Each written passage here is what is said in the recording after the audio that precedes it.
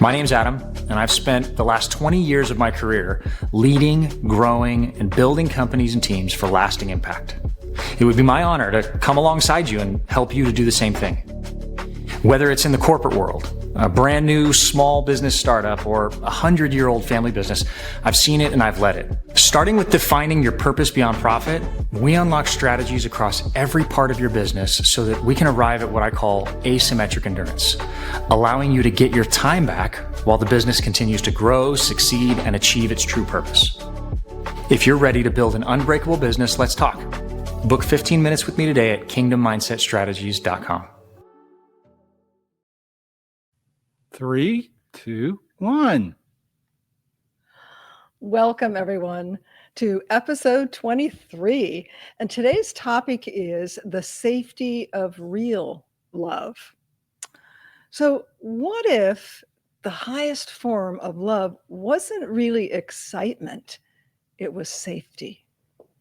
That's the topic that Jeff and I are going to talk about today. And we're going to start off with talking point number 1, Jeff, the sacred boring. What does that mean? Well, it means, ask your question, why is peace in love not enough? It isn't dull. Peace isn't dull. It can be divine. Now, what do you think we mean by that? The sacred boring? Mm-hmm.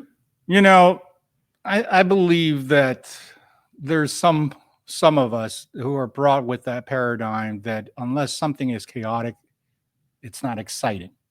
Exactly. I think many of us have been on that roller coaster. Not me.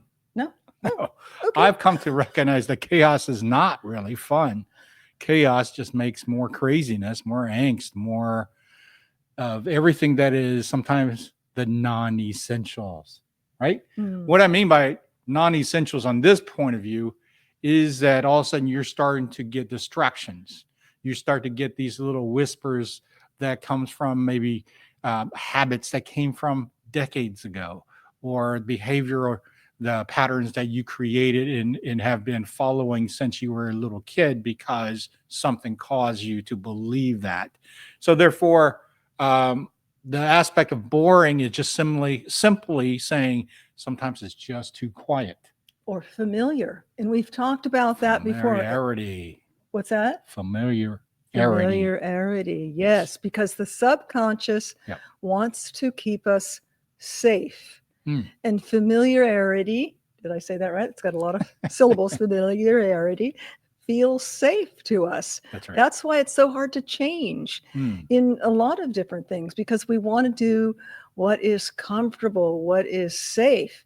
Now, many of us came from environments where our subconscious was taught a lot of chaos, friction, upheaval, drama was the norm. Well, and the thing is that I think folks get confused with passion to drama. If there's not enough of that, then we're not really passionately into each other, or we're not really putting that kind of effort that is driving this craziness. And a lot of it, people, is the doo-doo crap that you get off TV and movies. The doo-doo crap. Oh, it absolutely is. Yeah, the doo-doo crap. The programming, that's why they call it programming, right? Yeah. We've talked about that. The television, the Disney, et cetera, programming of what romance is, what excitement is. Right. This is all to sell tickets and really to brainwash your psyche is what it's all about. It's not typically a healthy personification of a healthy relationship. So, Jeff, let's talk about why safe love, which is the topic of today. The safety of love. Why does it, to some of us, feel weird at first? Why does it feel weird? Sure. If we're raising our level of consciousness and going, okay, I want to enter into, the peace and sanctuary of safe love, not chaotic, dramatic. Right. Let's take it all the way back down to the fundamental basics and things of that nature. Of course, the serenity of love being serene, it's not taught to us. It's actually taught maybe if you go to a church, maybe if you have a matronly figure in the family, like a grandmother or something that is a little bit more removed. And the reason why I bring this up is parents tend to be sometimes on two sides of the road. One side is, oh, I want to be friends with my child, which is, no, we'll Yeah, get into I that. made that mistake. Yeah. And the other side is, I'm not going to let my child hurt there. So therefore I will be the ultimate disciplinarian. And we're going to make this child fearful of me so I can make sure that this child would be controlled and safety. And as child, we grow up then to adults thinking those things are normal. So therefore, there's a certain protective fear.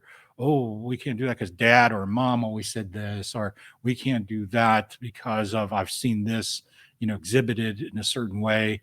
And you're not using anybody's experience. You're purely using your feedback on certain things that you've given or certain things you've been viewing that programmed you. What was programmed exactly? And you'll hear me talk about that, being a hypnosis practitioner, NLP practitioner. Mhm. But the good news is that can be uninstalled and reinstall the Yeah. truth of what a healthy, safe relationship. Mhm. Because we look for the familiar, whether it was chaos, physical, emotional, and other abuses. Yeah. Abandonment, whatever the issues were in your life story, your subconsciously, it's running as software in the background, Mhm. will seek out. It starts with thoughts, then it's feelings, and then it's actions, which are driving your life and your relationship. So when you do come to the point where you say, you know what, I am worth it. I do want to have a peaceful, loving, safe relationship. It feels much better. But in the beginning, as we just talked about, Mhm. it will feel awkward. Again, like the first time you learned to ride a bike or to drive a car or to do anything, it was awkward. Mhm. You had to Mhm. fall down or hit the brake or do something and start again and do it again until pretty soon you were basically hypnotized into an auto comfortable, mindset. The reality is that we are in a hypnotic state many times in our waking lives. How Really? many times have you been in a car? I had this happen just the other day, and you're zoning out. You're thinking about whatever you're thinking. Now, I try to do my 4-square breathing when I'm driving. It's my quiet space time where I can reset my nervous system. And if you want more information on that, shoot me a line. I will send you directions. Comment.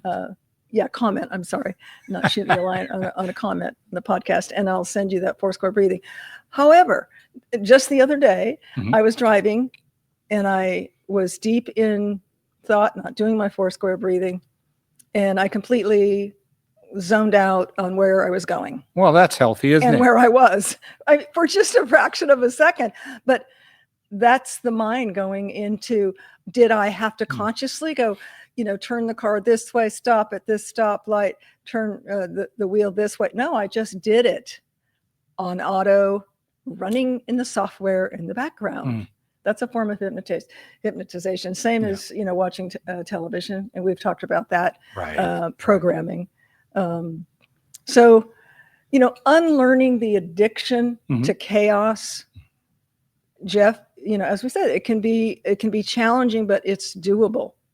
One awareness at a time.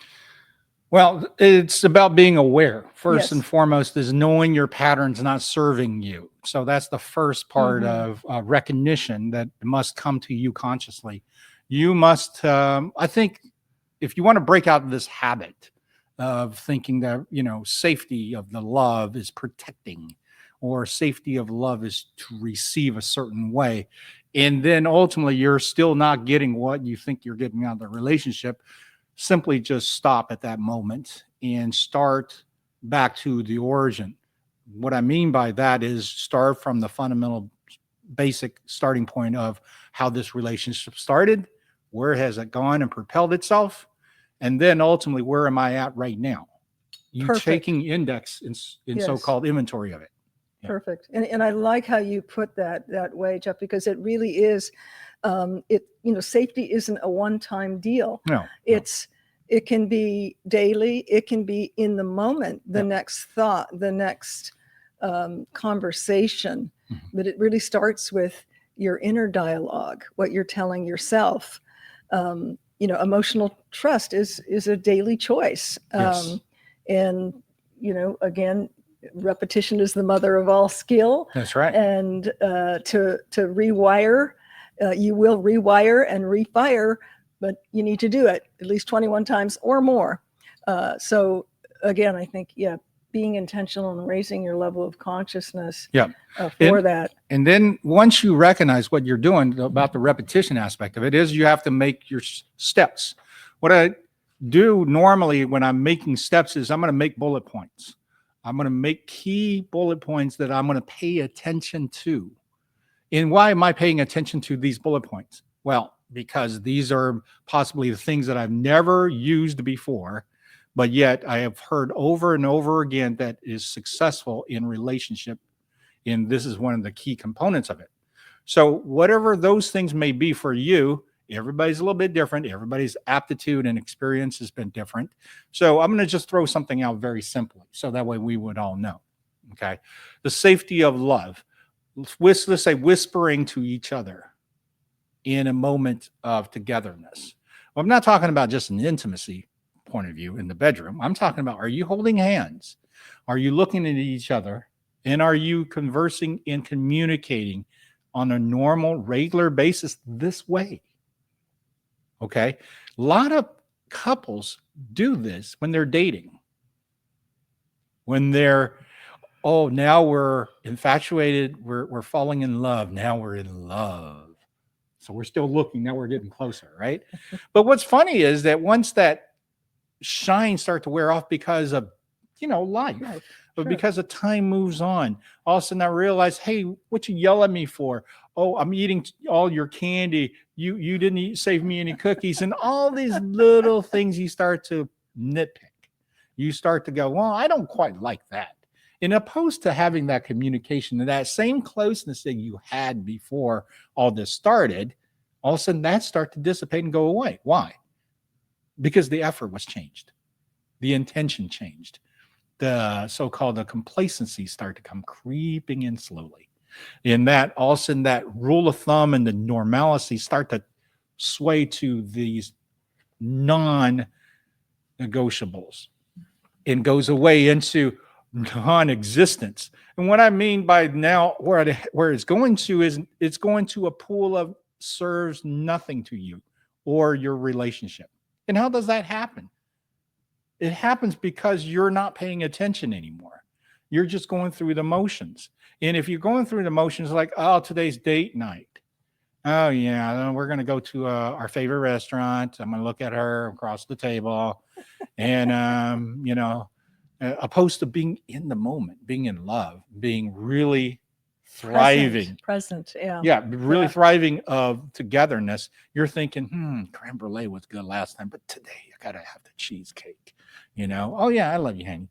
You notice the effort changed. And the effort changed because the normalcy and the complacency in all this over and over, you're just now mailing it in. Or in the other case, phoning it in. Phoning right? it in. Yeah. Or looking at your phone. Those are super great points. And, what comes to my mind is creating space, creating, a respite in rest that becomes the language of love. And not, interpreting that as tension or, somehow that you need to earn your love from that person. But you feel like you're home. So I think the foundation, we've talked about foundation principles in past episodes, but the foundation of trust, I think, has to be built along the way to feel comfortable to rest in that space of love and not feel, it's got to be excitement and tension and, angst masked as romance, that you really can connect That's deeper right. with each other in quiet moments. That's right. Those are things that's not serving you, even though they may be your habits. They may be the things that you're very comfortable with because it's been with you a long time. It's been in your previous marriages. It's been in your previous relationships. And the key word here, previous. Why are you doing the same thing? Why are you keep on doing this and driving people away?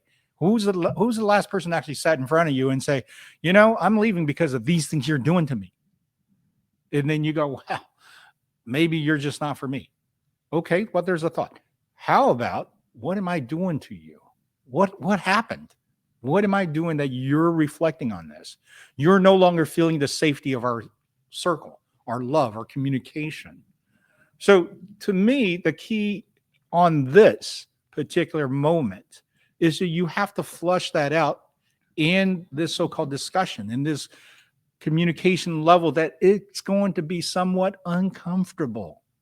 It's not going to be yelling, because yelling is very comfortable for some folks, and yelling is very emotional dynamically there.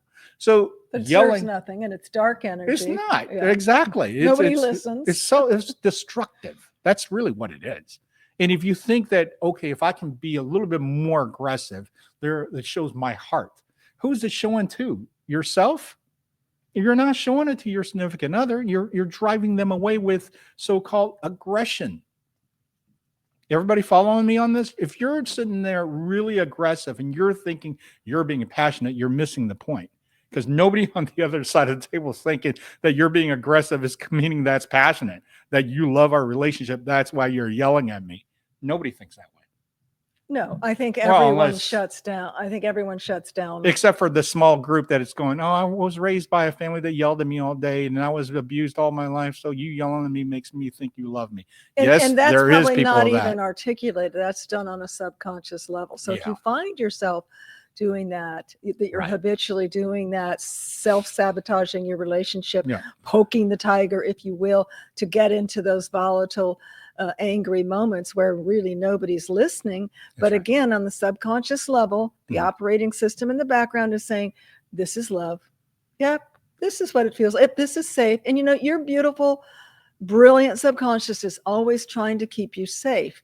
So on a subliminal subconscious level, it thinks it's keeping you safe. No question. Yeah. No question. But only you can, take the deep dive in the self-reflection to go, yeah, what keeps repeating in my relationships? Where can I change? How can I make a difference? Because I'm not really happy with this. Well, the first thing you have to recognize for your relationship is it the most important thing in your life? Have you honored it that way? Have you put your relationship up on a level that it cannot be reckoned with? Anything. It's not disposable. Or anyone. That's right. It is not a disposable thing that you have all around you. It certainly isn't something that you can get lazy on. Now, I'll promise you this. If you ever find yourself slacking and when you do it, if you know it, then correct it. Do not sit there and go, I'm just, goofing and slacking. And I know I should have done this. I know I should have done that. If you already know, why are you acting this way? See, there's a misbalance between the emotional, the spiritual, and the physical here. The balance of the mind, body, and spirit is extremely important when it comes down to this. And since it's the safety of the love, it's the safety of the circle and the safety within itself. And if you can't get this aligned correctly, something is going to always dominate and push you off balance, especially when it comes down to mentally on that emotional level. Why? Because we're in a third density, matrix here. We're in a world where emotional outburst is often associated with passion and love. Just watch any TV shows, any rom-coms, any of those things that kind of make you go, Absolutely. Gosh, we watch them all the time. So I want to share something with you. This is right in line with what you're talking about, Jeff. When you feel emotionally unsafe, your nervous system is constantly on alert. Okay. Mhm. You're scanning for the least little bit of tone shift, inconsistencies, Yeah. a slight sign of withdrawal. We've all been there. You're Withdraw. translating silence, Mhm. and we've both done this as well, as punishment, and you're interpreting pauses Well, wait. as rejection. I don't So- use silence as a so-called. No, but I have. I know you do. And you've interpreted it. So that's what I'm saying. I'm not pointing fingers here, because that's emotionally immature to withdraw, and I know that. Then why'd you do it?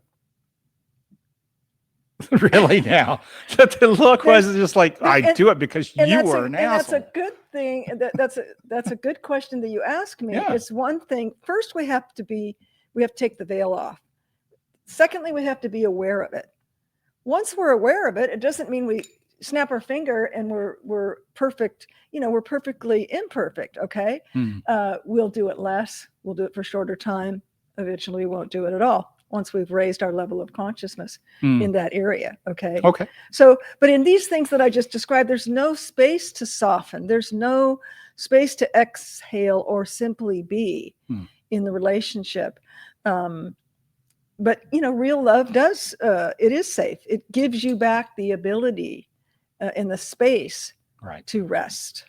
I do absolutely agree with that 100%. The safety of it is so nurturing and so enveloping. And it's like wearing love is a big fuzzy sweater because it's so warm and inviting. In all these things that in your consciousness and your so-called spiritual fulfillment. Absolutely. The most Yeah, that's where the safety deepest really comes deep. part of you, deepest God particle Right. of who you are, Right. is so nurtured. So I'm going to flip the coin on this a little bit and ask, is there anyone out there, male or female? Yeah. I think we all struggle with judging, comparing and judging. Oh, here we Jeff and go I- now. Jeff and I have a lot of levity on that. You are such a.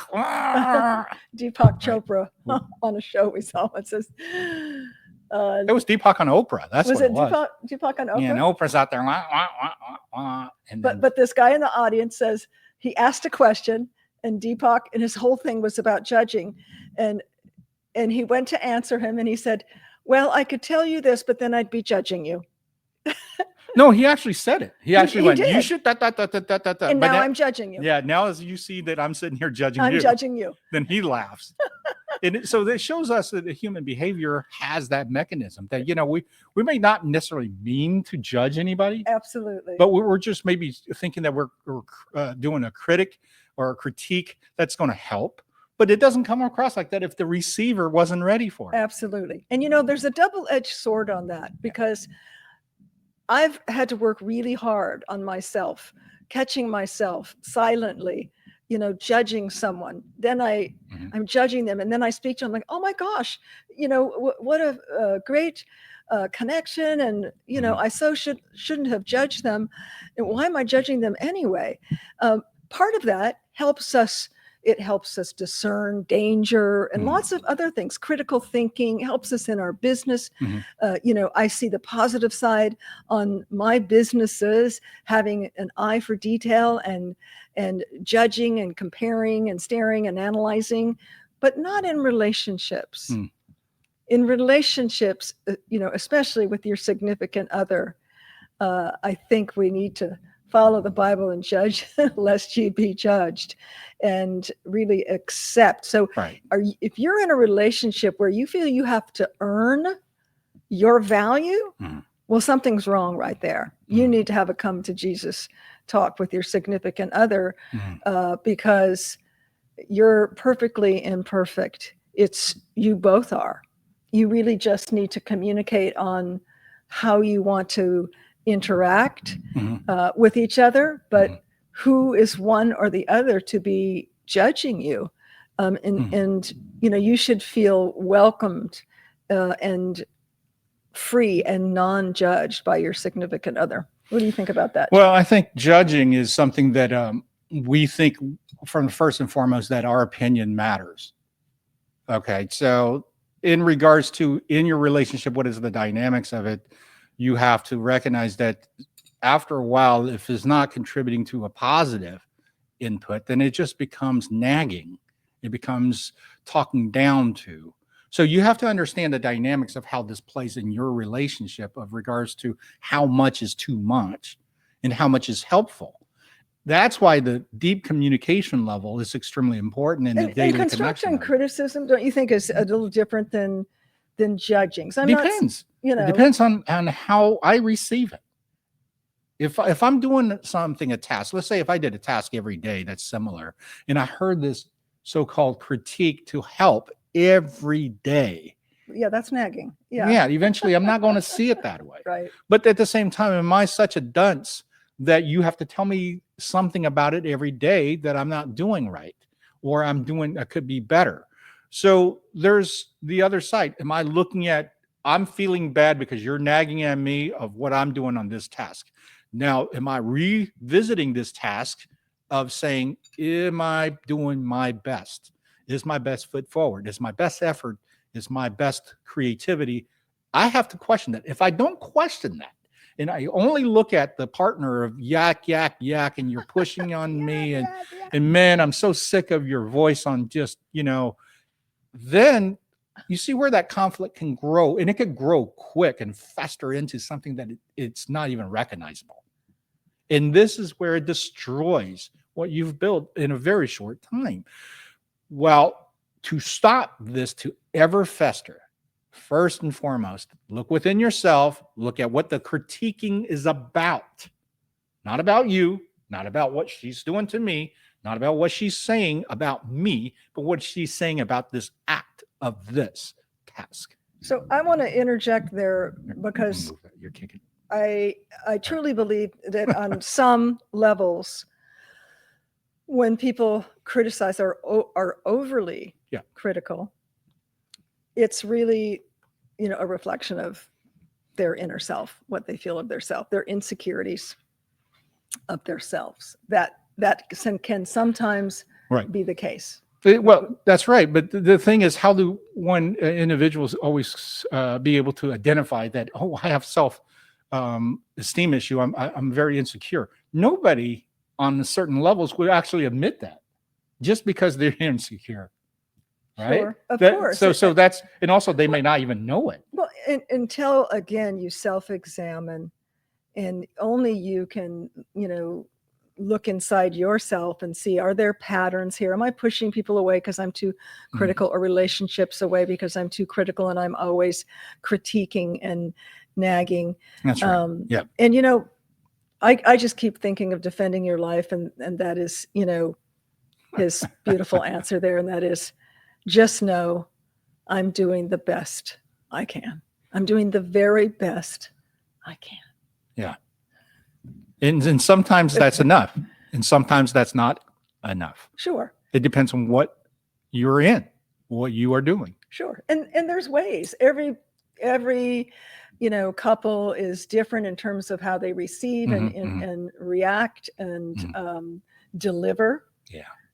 And there's nagging ways of giving criticism, and then there's, say, would you mind some, a helpful suggestion on maybe how to do this different, or what have you? No, whatever is the answer. Situation is. No, and then Leave me alone. Then you need to leave your ego at the floor. That's right. Or at the door. If somebody don't want your help, don't think that you have to install your opinion into that situation.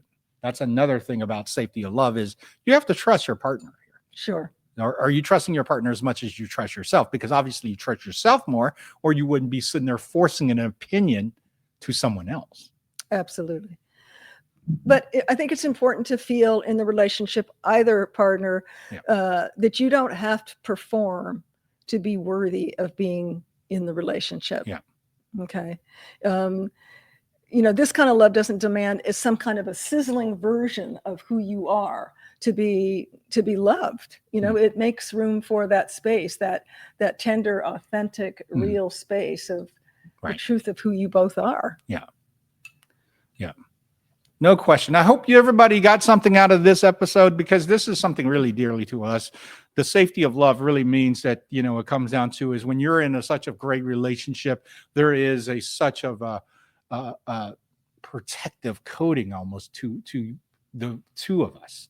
The envelopment of that nurturing, the safety of the security, those type of feelings.